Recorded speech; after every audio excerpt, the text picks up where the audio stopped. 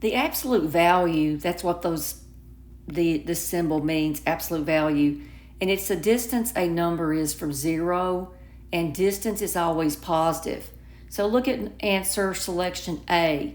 The absolute value of -9 would be positive 9.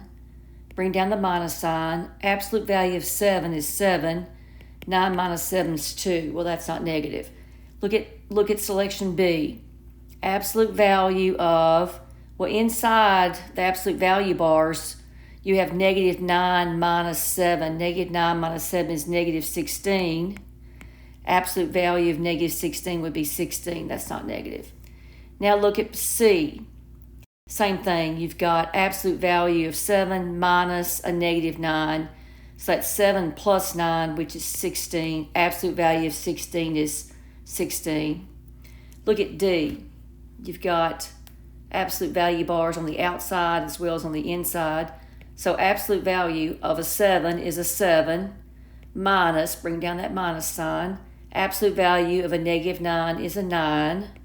And that's the absolute value of 7 minus 9, which is -2. Absolute value of -2 is +2. Well, the answer is going to have to be E. Let's see why.